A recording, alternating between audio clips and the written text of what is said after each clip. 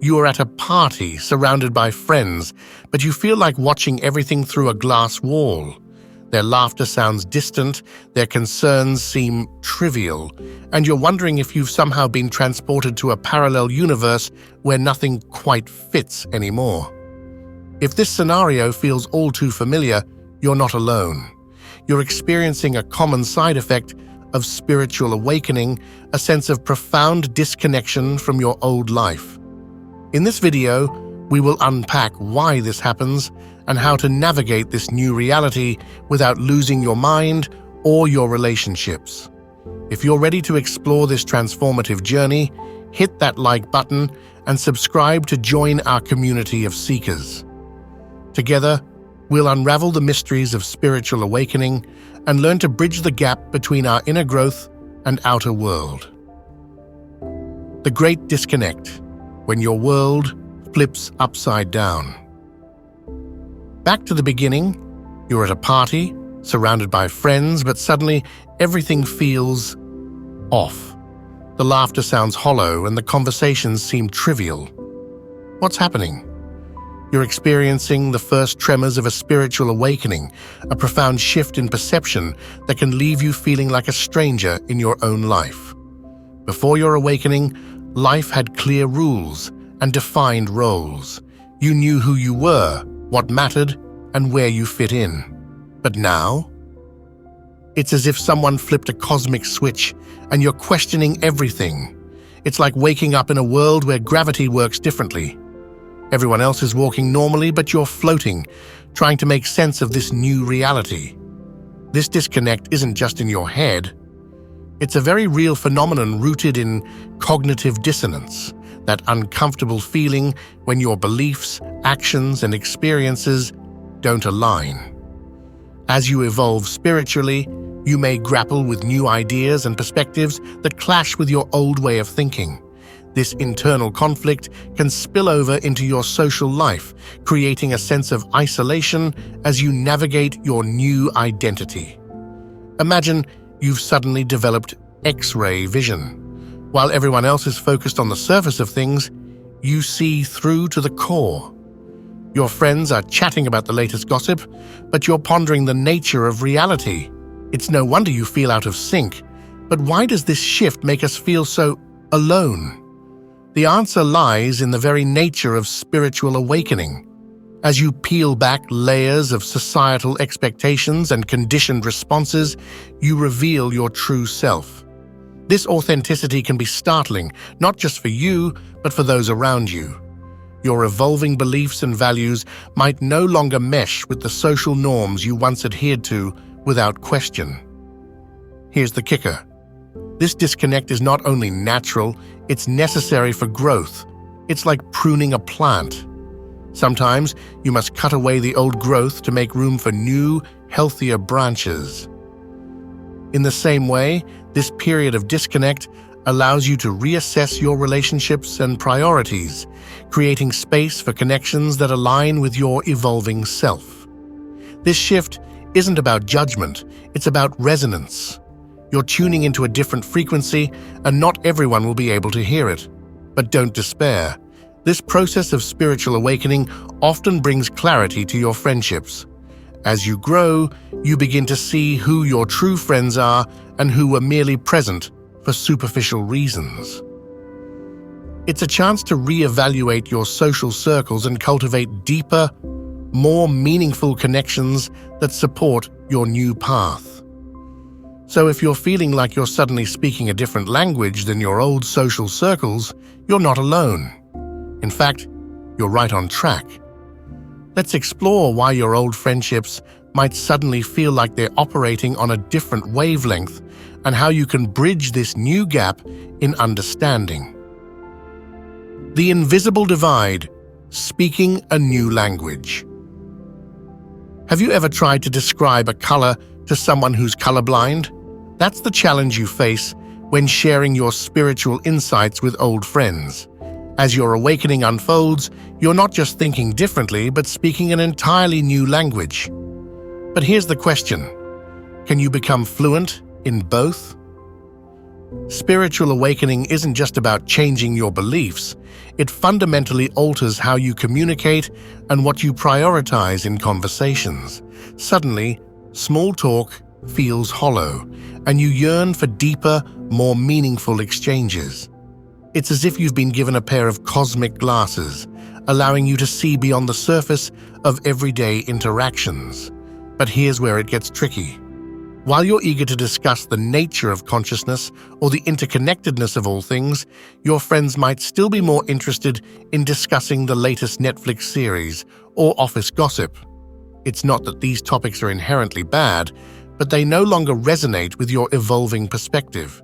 You're suddenly fluent in a language of energy and consciousness, but your friends are still speaking small talk. Imagine trying to explain quantum physics to someone who's still grappling with basic arithmetic. That's the level of disconnect you might feel in your conversations. It's not just frustrating, it can be downright isolating. But here's where it gets interesting. This new language isn't just changing how you see the world, it's changing how you experience it. You're not just talking about energy, you're feeling it. You're not just discussing consciousness, you're exploring it firsthand. It's like you've upgraded from a black and white TV to a full-color, high-definition experience of life. Now you might be wondering, is this divide permanent? Are you doomed to feel like a stranger among your old friends forever? Take a deep breath, because here's some good news. This communication barrier is often temporary. It's part of the adjustment process as you integrate new perspectives into your everyday life. The key is to practice patience and compassion, both for yourself and those around you. Remember, you didn't arrive at this level of awareness overnight. It took time, experiences, and probably a fair share of confusion. Your friends are on their own journeys and might not be ready to dive into the deep end of spiritual discourse just yet. So how can you bridge this gap? Start by practicing active listening and empathy.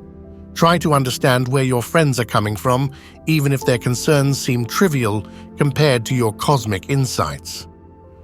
This approach fosters a more inclusive dialogue, allowing you to share your spiritual insights without alienating others. Remember, maintaining compassion for friends who are at different stages of their spiritual journey is essential. This perspective encourages understanding rather than judgment, fostering a sense of community despite differing beliefs and experiences. You're not better than your friends, you're just at a different point on the path. As you navigate this new linguistic landscape, you might crave more time alone to process your thoughts and experiences. This desire for solitude is a natural part of the awakening process. Now let's talk about why solitude becomes so appealing during this phase and how it can help you bridge the communication gap in the long run. The Solitude Sanctuary. Finding peace in the quiet. Imagine your mind as a snow globe that's been shaken vigorously. All those swirling thoughts and new perspectives need time to settle. But here's the kicker. The very solitude that helps you find clarity might be the thing pushing your friends away. So, how do you strike a balance between inner peace and outer connections? As you journey through spiritual awakening, you might crave solitude like never before. It's as if your soul is whispering, "I need some alone time." This desire for quiet isn't just a whim. It's a crucial part of your transformation. Think of it as a cocoon, a safe space to shed old layers and emerge as a more authentic version of yourself. But here's where it gets interesting. While society often equates being alone with loneliness, your awakened self recognizes solitude as a sanctuary. It's the difference between feeling lonely in a crowded room and feeling deeply connected while sitting alone in nature. This shift in perspective is a telltale sign of your spiritual growth. But you don't need to become a hermit to reap the benefits of alone time. Psychology backs up what spiritual seekers have known for centuries. Intentional solitude can be incredibly beneficial. It's like hitting the reset button on your mind, allowing you to reduce stress, boost creativity, and dive deeper into self-awareness. In the quiet, you can hear the whispers of your intuition that are often drowned out by the noise of daily life. Now you might be wondering, how do I balance this need for solitude with staying connected to the world around me? It's a valid concern. After all, you're not looking to become a recluse, you're seeking growth and understanding. The key lies in creating intentional spaces for both solitude and connection in your life. But don't forget the importance of human connection. The goal isn't to isolate yourself entirely, but to find a balance that nurtures your spiritual growth while maintaining meaningful relationships.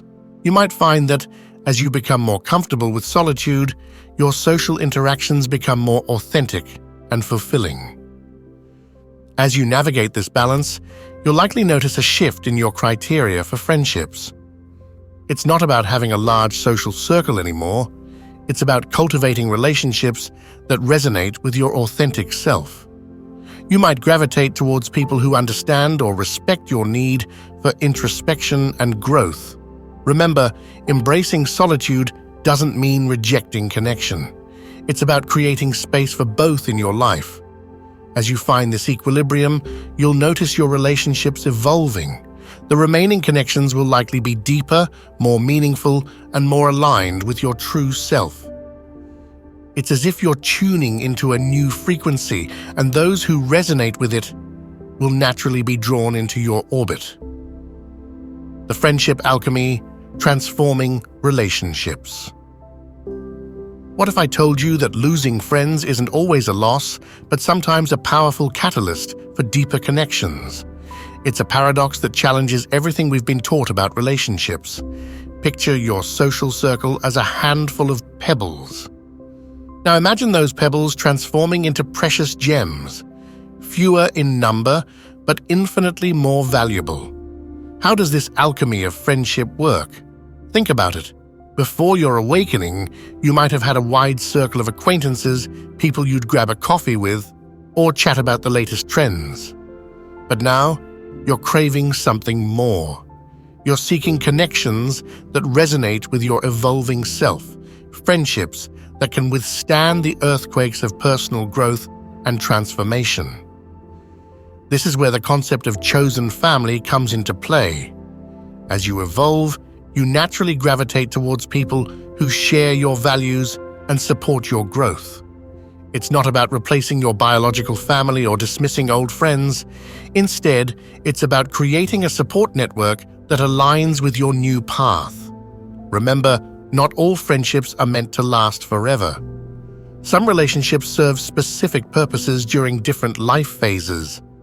As you grow spiritually, you might find that your interests, sense of humor, and priorities shift. It's like a caterpillar transforming into a butterfly. You're evolving into a more conscious version of yourself, and not everyone from your caterpillar days will be able to fly with you. But here's the beautiful part. As some friendships fade, you create space for new, more aligned connections. Research shows that friendships based on shared values and growth mindsets are more fulfilling and supportive. These relationships will mirror your inner transformations, leading to deeper emotional connections. You might wonder, how do I find these new, resonant connections? The answer lies in the concept of vibrational alignment. As you raise your vibrational frequency through personal development, you naturally attract others who resonate at a similar frequency. It's like tuning into a new radio station. Suddenly, you're picking up signals you couldn't hear before. This doesn't mean you should actively cut people out of your life. Instead, approach this transition with gratitude and compassion. Appreciate past friendships' role in your journey, even if they no longer fit who you're becoming. Remember, the departure of friends during a spiritual journey is often a sign of personal growth, rather than a failure of the relationship. As your tolerance for unbalanced and unhealthy relationships diminishes, you'll understand who your true friends are. These people support your growth, engage in deeper conversations, and align with your values. They're the ones who see your transformation not as a threat, but as an inspiration. This friendship alchemy is about quality over quantity, depth over superficiality. It's about creating a circle of friends who accept your evolving self and encourage and inspire your continued growth. As we wrap up, let's look at how this journey transforms not just your friendships, but your entire worldview. After all, how we connect with others reflects how we connect with ourselves and the universe at large. Conclusion. As we wrap up this journey through the transformative landscape of spiritual awakening, let's pause and reflect on a powerful truth. This awakening isn't about losing friends. It's about aligning with your authentic self and attracting connections that resonate with your new frequency. Embrace your unique path, my friends. Set boundaries, engage in self-reflection, and seek out communities that support your growth. Trust that genuine connections will naturally follow as you step into your true self. Remember, the universe has a way of bringing like-minded souls together. So, I leave you with this thought. What if the loneliness you feel isn't emptiness, but the space being created for something truly extraordinary? Your journey is just beginning, and the best is yet to come.